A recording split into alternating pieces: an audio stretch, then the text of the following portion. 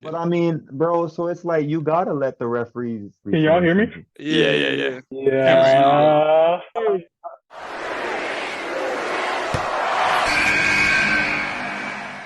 Welcome to another episode of the Fourth Quarter Podcast. We got a special one for you today. We're almost at 1,000 subs. Shout out to you guys for following us. We got DeLewis in the building. Welcome.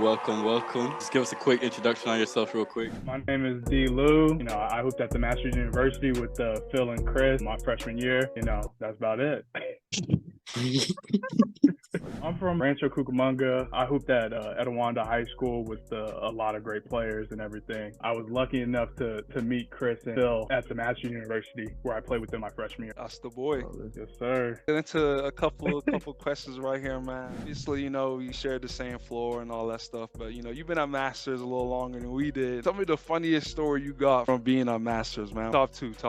Oh, top two. Dang, we probably have lost our 10th game in a row our freshman year. And I think the highlight of us going on the road, even though we knew we were going to lose our freshman year, basically we get on 2K. So there was one time our 2K battles, they're crazy, And of course, Philip Webb had to game me one time. Hey, I got the clip. The ice water. It's bad, bro. It's bad. I'm weak. Back in the hotel, I'm weak. Though you did get games. 2K battles was crazy, bro. Like I remember you throwing remotes and shit at the wall and shit like that, bro. You was really like that in the 2K battles.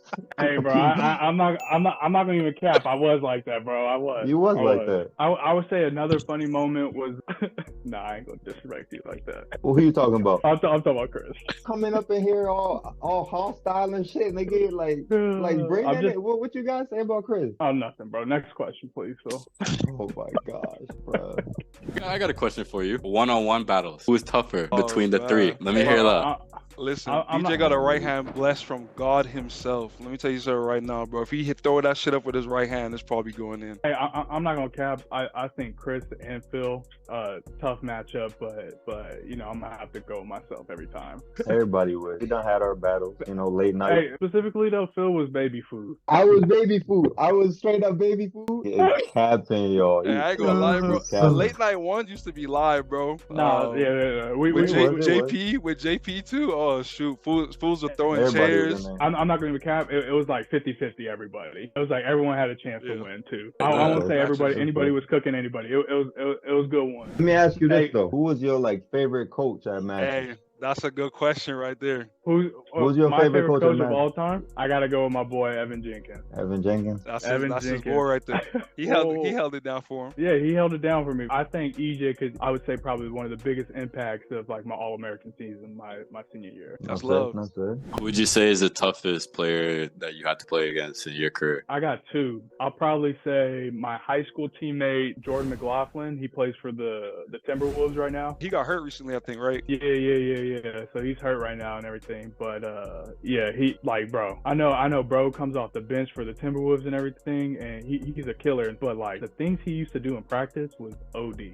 Killed my NBA dreams real quick. Still an NBA player, bro. That's why I don't think people realize, bro, they in the league with it. So bro, they can hoop, bro. Bro's 5'11" doing stuff where I'm like, bro, I can't even do that. I didn't even know he was that short. What? I thought he was taller. 5'11"? I thought he was like 6'2", 6'3". Nah. Dang, that's crazy. Then I would say the second best player I've ever played against is Stanley Johnson. Modern day Stanley Johnson? You ain't gotta say no more, bro. I remember playing him in a state semis game, bro. And we just had beat them in the CIF Southern Section. And I won't say I played great defense on him, but it was solid. It was a solid day to hold him to 20-25, his average, when we beat them in the CIF section. So we played them in the state semis, bro.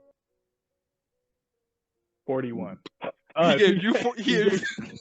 gave you 41? God damn. I mean, it happens, bro. They gotta be a hoop mixtape. They gotta be a hoop mixtape. I don't know if Phil and Chris know this, but you probably know this, D-Lu. It's his mom's, bro. His mom's was the one that really made him into who he is. She was on him. So our point guard that played for my team, Casey used to play on the same AAU team with Stanley, bro. And his mom was she was tough, bro. This name was Manimal, bro, in high school. This man just He was different. Stanimal. Stanimal, yeah, Stanimal, Stanimal. yeah. Yeah. Bro, he was different, bro. Nah, he was Bro, the real deal. He was a built grown like man. LeBron in Grown high man school, at bro. 16. No cap. I think when we beat him in the CIF Southern section, right? They just took a L. Bro posted a video before the state semis of him getting into the lab right after he just lost, and then dropped 41 on us, bro. I'm not gonna lie to you. I think like our class is kind of wild, bro. I'm not gonna lie. We have some athletes, bro. DJ, I got another question for you, bro. So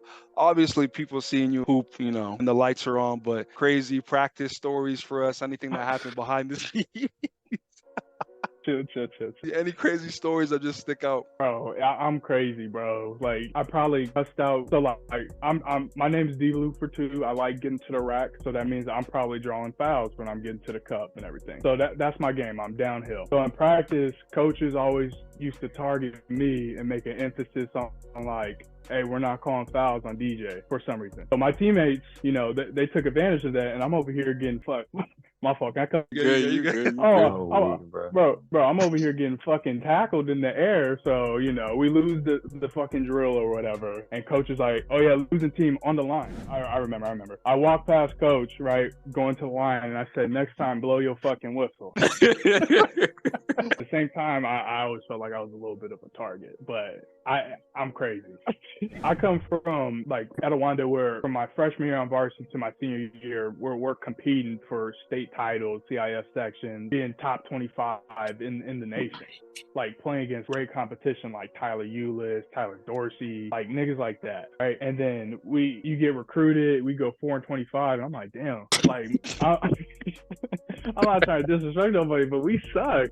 We were garbage, bro. Like embarrassing. But I'm not even putting it just on the coaches or anything. Like, we were garbage as players too, as a whole. But like, our coaches didn't set the tone. Practice sucked. Scrimmages sucked. Like, bro, hanging out with each other sucked. Like, when we were losing, Nah, it was. Like, looking back at it, bro, like, I wouldn't say like the whole team sucked, bro, because like I don't think you're right. Y'all had bad chemistry though, You know because what I like from the games that I watched, because you know Phil, like I watched what 3 or 4 games y'all played. Y'all chemistry was bad. The team chemistry was just bad. Certain niggas was fucking with each other. But y'all lost a lot of winnable games as well. Like I think 3 out of the 4 games that I watched, y'all lost. Some shit teams too. No offense to them, but we were a shit team. I remember that shit. Yeah, it was. That and the wildest part is, how you gonna fire a head coach halfway through the season and say, yeah, keep coaching them? Coach Starr got us wins. Can't say nothing. We got dubs. Shout out my nigga Low. Shout out my nigga Lauren. I'm not gonna lie, we gotta get Low on here too, bro. Hey, you get Low on the pod, I'll hop back on the pod with Low. Oh man. How was he though, bro? Like, I ain't really seen him hoop or anything. Like, how was he? How was Lauren?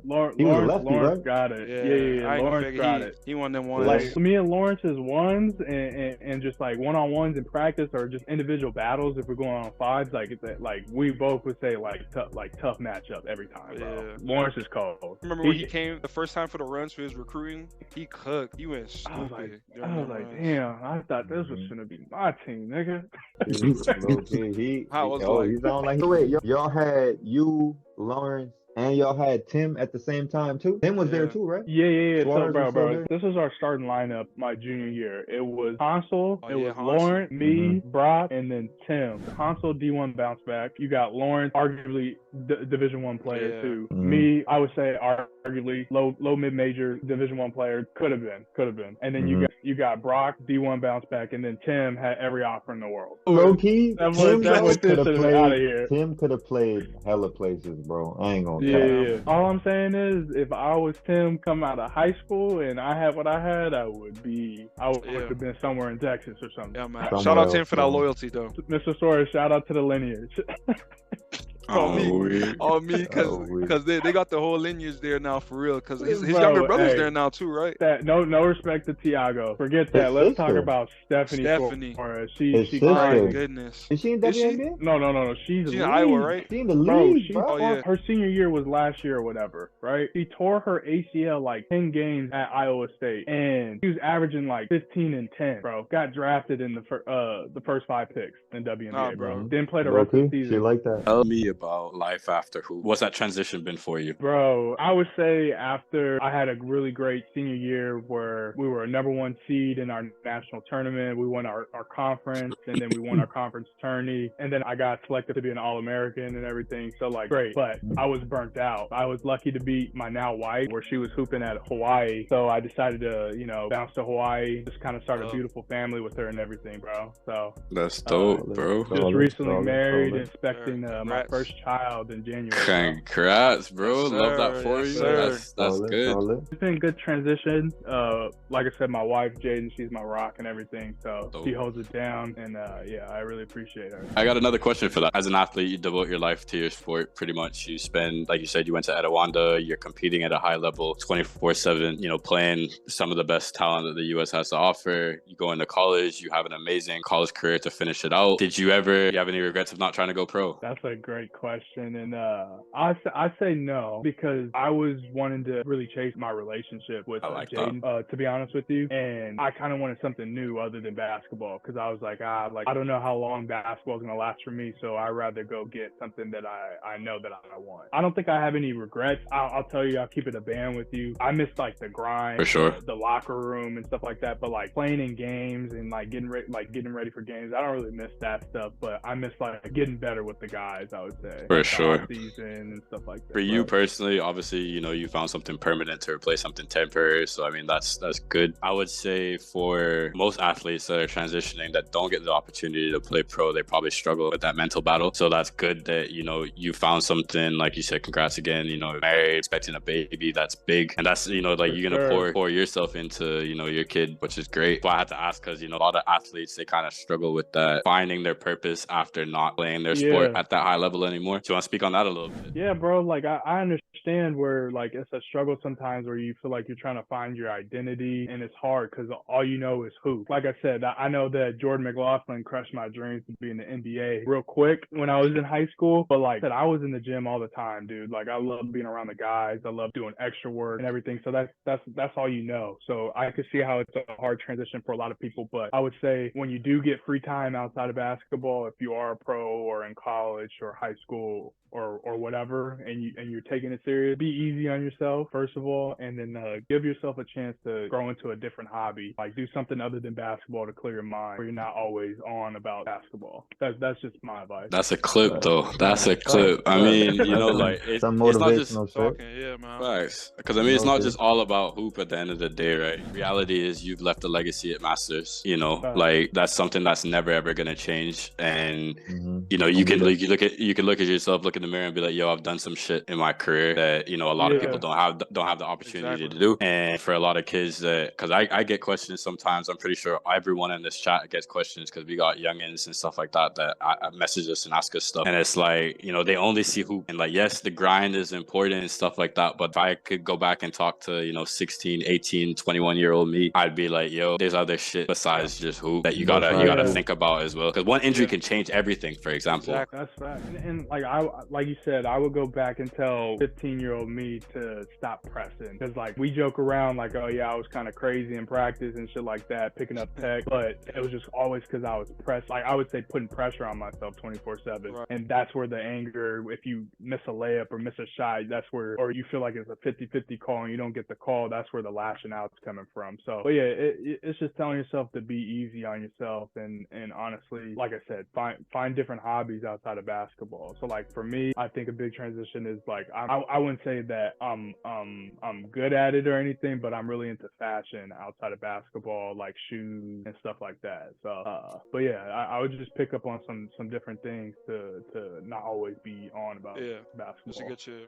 Your ass used to be picking up some text too though, low key. I ain't gonna fake it. Dennis Rodman. But anyway, I'm definitely the all-time leader in technical text. I know. And just for context, for people who are watching this pod, the Masters University is probably in the 1% of like Christian schools where they follow the word of God, and that's what they believe and that's what they preach. So I was out there acting a fucking fool, to be honest with you. But I will say this though, I won't just sit on Masters. I am thankful for everything that I went through, because I wouldn't have been able to meet everybody that I've came in contact with. That's facts. God always puts you on some type of journey to meet some people. That's facts. Another question for you here, man. Obviously, all All-Americans aren't born overnight. Just kind of walk me through that journey, like from your freshman year all the way up to your senior year, and the steps you kind of took to get you to that point, the hours, the certain things you put yourself through, just for the younger viewers watching, just so they can know the work that they got to put in as well. My freshman year, I would say as a freshman, like it's hard telling freshmen to not be selfish because you're hungry, you want to get yours, you want to prove yourself. But I think I was really selfish my freshman year, and it showed, to be honest with you, because I wasn't worried about passing that rock. I was worried about getting mine. I'm not gonna cap. And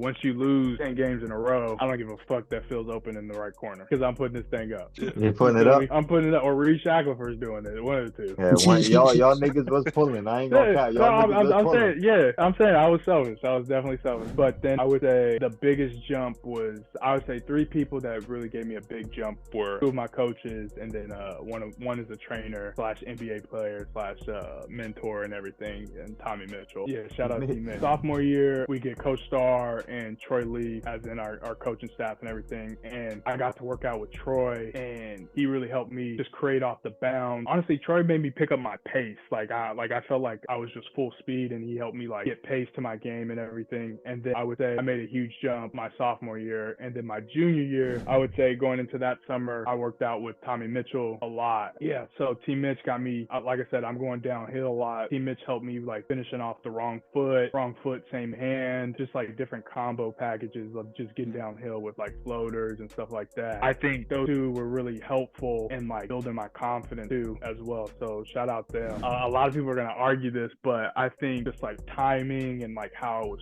feeling and like the motivation I had going into my senior year, I think EJ was probably the biggest. He molded my game. I'm not gonna cap, bro. The handle got crazy. My senior year, it was scary. And then I started hitting the pull-up jumpers and stuff like that. Hey, if you ask teammates or you get old teammates on the pod, ask them about Hezzy D. Hezzy D is OD in the open gym. Hezzy D. All right, bet that. If you ever can get time and get Tim Suarez on the pod, ask him about Hezzy D. Tim Suarez. He got that on it? Like the Hezzy D? Yeah. Hezzy D is bad in open gym. But nah, so I would say those 3 people were really monumental to like just molding my game.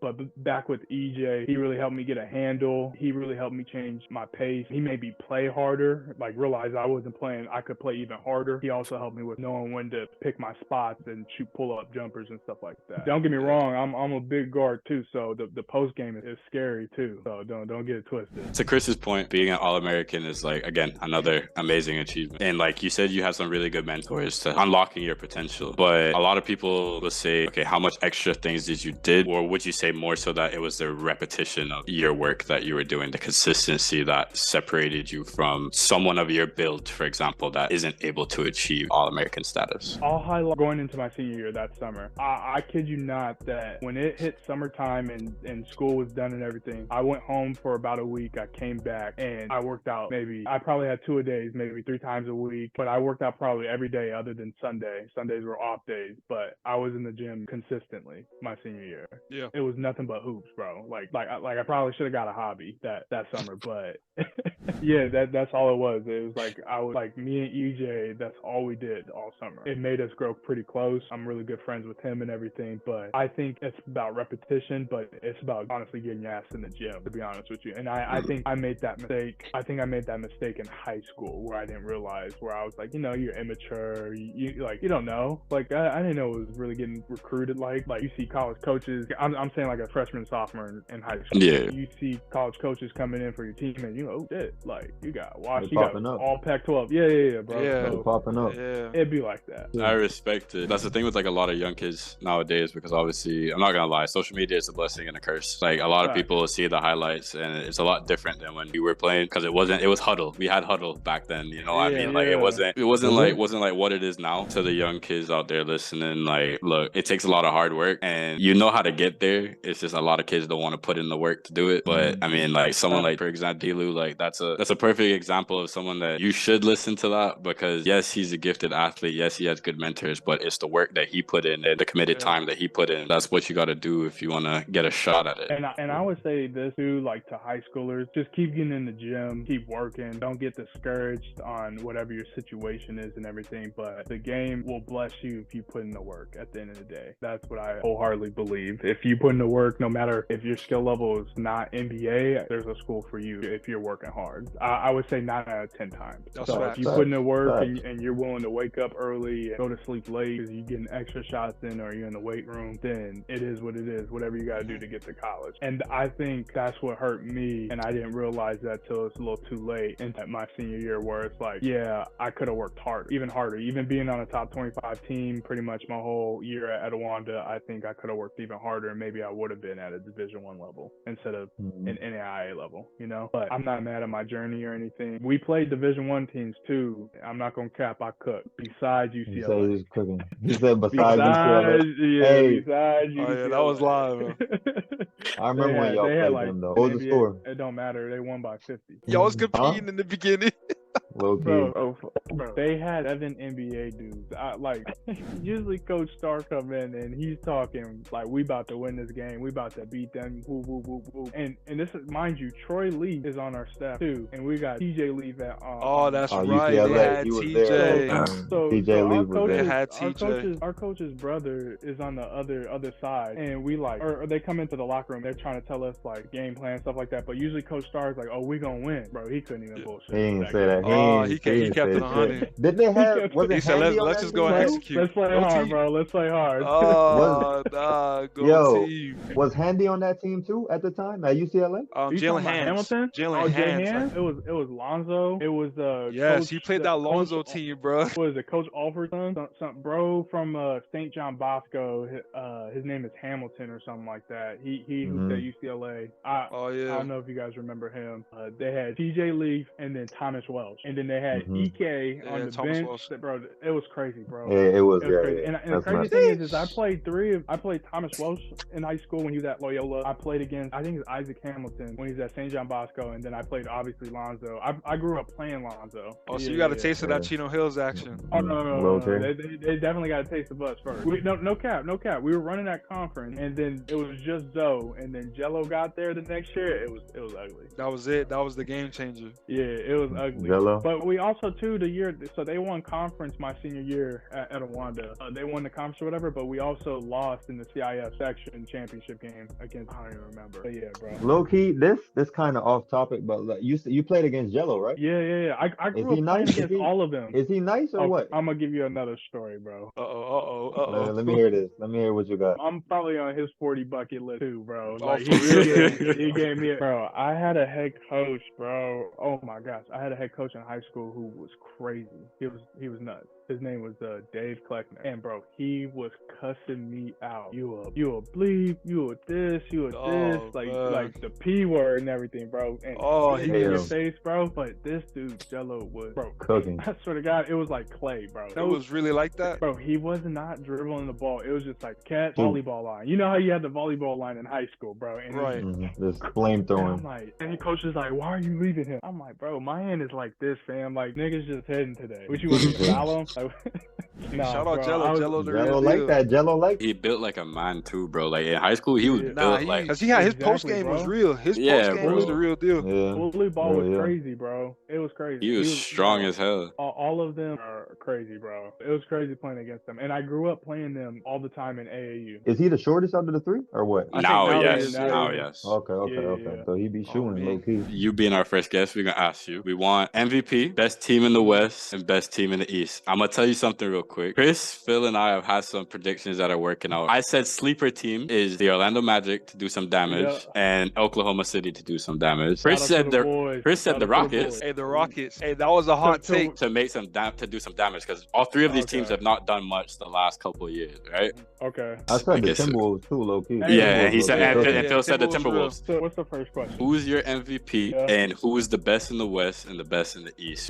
Predictions. Since you're giving sleeper, let me give you my sleeper. I'm gonna double down with Chris, and then I'm gonna give you a hot take. I think the Rockets are gonna make the playoffs. They'll be a 7. The way they're playing right now, I agree. Y'all was calling me crazy. Tell you right now, bro. Chill with the Dylan Brooks disrespect, bro. Dylan Brooks is a fucking hooper. Hey, you know what? Hey, he's a pro. He pokes bears. I don't care. It's Bron. Bron gonna get 40 if he wanted to or not. That don't matter. Like that, you can put anybody in front of Bron. He gonna gonna go get 40. So why you gonna talk shit to Braun if you know he gonna get 40? You just gonna do Bro, it? you Just trying to get Braun out his game or something, bro? Maybe it's a Something. hiccup game, bro. That's Like, crazy. He's still dropping 40 at 38, 39. 38. But he's not the best ever. MVP. He is. Don't do that. He is. Here we go. Like he's saying who his MVP gonna be. I hope I don't gotta get up for this shit. Wait, you didn't hear what he said? got? You didn't hear what he said? He just said that Braun's not the best ever. Oh no, he's not. He is. Braun is We're not not the even best gonna get ever to that. do it? Yeah. Oh, Who you gonna say, Jordan? You gonna say Jordan? I got a bunch Kobe? of stat junkies. you got Kobe or no? Please Tim don't Duncan's say in that Tim top Duncan. 5. I got a hot take, and this you might agree, might not agree. The reason why Yeah. Tim Duncan is not in that top 5 conversation is because he was not in a high market city. If he was in Chicago, if he was at the Knicks, if he was at Or the New Lakers, York, or New New York, York. if he was at any one of those teams, he would have been regarded as a top 3 player all time. I don't want to hear it. Tim Duncan played with the world. If you put fucking Dirk Nowitzki in that position, Dirk Nowitzki's giving Tim Duncan fit. That's all I'm saying. No, Hot bro. take. Timmy D was He's real giving him what? defensively. Wait, bro. Okay, He's giving name him what? me, Tim Duncan name was a me, problem. Tim name Duncan me. was a problem. I was about to say, No, name me a no power cap. forward like Tim Duncan, please. So I'll say this: Tim Duncan's number one. If you're throwing the Dream as a power forward or center, however you want to rank that, Yeah. and then I'm throwing Dirk Nowitzki as Yeah, 2 Dirk's or up there 3. too. But We said this the other day on the pod. I think Dirk won possibly one of the hardest rings ever. Oh yeah, for Top, sure. Oh like, no, that's top the hardest 3. ring of all time, bro. Hardest ring of all time. You're telling me that who was his first round matchup? It was a I rough forget one too. though. Yeah, Was it yeah. OKC? But I know No. they played LA, then OKC, and then they played Miami. Yeah. That was OD. That was and, tough. and that was LA coming off a chip. Then you got OKC Yep. with the big 3. I'm And then you done. got LeBron big Yes, 3. That's bro. OD. That's OD, right? Yeah. Predictions, I'll say What's this for? MVP? MVP, yeah. Bro. I'll say this. They'll probably give it to Jokic. But my sleeper, bro, if he keep cooking. Boy KD, my boy Oh, KD. KD. Oh, him Yeah, too. he's been putting up some Looking crazy at the Hear me out. numbers, it's crazy. All I'm gonna say is, other than Kobe Bean, I think Kobe Bean is probably the toughest scorer of all time. But to do it with ease and just shooting jumpers, I've never seen someone like Kevin Durant, bro. You think Kobe No. Bean's the toughest scorer of all time? I'm gonna say Carmelo. No, Nah. come on, fam. I can't. Carmelo? I don't know. Every single Top player in 10. the league has said that Carmelo was the toughest player matchup wise that they've ever had to play against. I Kobe's think Kobe. KD, I Kobe's think KD a Kobe. way scarier matchup. I think KD is more skillful. I believe KD is the most skilled Oh, basketball player no, we've no. ever seen. I don't agree with that. I think the most Why? skilled basketball player of all time is Kyrie Irving. I don't mean bag wise. Scoring wise, No, KD is the most If we're skilled player. talking about bag, I'm gonna rebuttal that, and I think Carmelo got more game than KD. Like Just all like around if we're bag. just talking about from jab series Yeah, is that's what I mean. cooking. He can do all anybody, that, bro. And Carmelo. then you got KD. KD shoot over anybody. That's He's 7 feet, bro. Yeah, you can't do nothing with Yeah, you that, bro. can't. Like, it's crazy, bro, because it's like yeah, he might go to the rack maybe 4 or 5 times a game, but it's like bro shooting a pull up and he's Mid-range. shooting 55 from the that's what field. I'm saying. It's really up to Yeah. him for real. And but to anyone that's arguing DJ's point, like go look at KD's MVP season and look at his numbers right now. It's real telling. At 35. Yeah, I'm saying that's what 10 years apart, maybe 9, 8, 10 years apart. 'Cause- It's crazy that he's still doing that. I'll be on Twitter/X or whatever you want to call it now, and I be seeing the little Twitter junkies where they be talking about, oh, KD don't look good. No, pipe down. He look- He's I'm averaging 30 on 55. He got. I Awesome, think he bro. scored 30. Yeah. And D Book's not playing, bro, and he's supposed to be. He's trying to take the second option, and D Book, no one playing. He playing Bro, with 30 with- points, 11 assists. I've never seen him dropping dimes like this. 11 of them things. And he be getting fouled too. Yeah, that's the 13 thing. free He be throws. getting man. fouled. He made 13 free throws. Look, if it wasn't for the Warriors move, KD right now would be arguably the face of the league, best player, no questions asked. KD didn't make that Warriors move. His legacy took a hit by doing that. I'll be honest. But if he Like, didn't do LeBron that, did it first. I said that as well. I said that. I've We, been we, saying- we I've argued been- that. Yeah, I've We been, argued I've been that. saying- The only difference between Braun and Braun went back to Cleveland and won a ring for Cleveland. My only rebuttal to this is there hasn't been many people to cook LeBron, bro. There's probably like the Oh, Dirk no, of Nowitzki course. short list, and maybe like I don't even know, like maybe like I can't even say that Kobe Bryant and LeBron. It's pretty even head to head. For sure. KD with the Warriors, Yeah. I would say that was the only time where I'm like, damn, There's nothing you this can do. nigga Braun is not better than Kevin Durant right now. That's the thing, Yeah, right? look at the team he was on though. No, bro. I got you. KD was still averaging 35 points against Braun in that matchup. You're going to score less with a team like that, not more. I got this. Hey, I'm not gonna say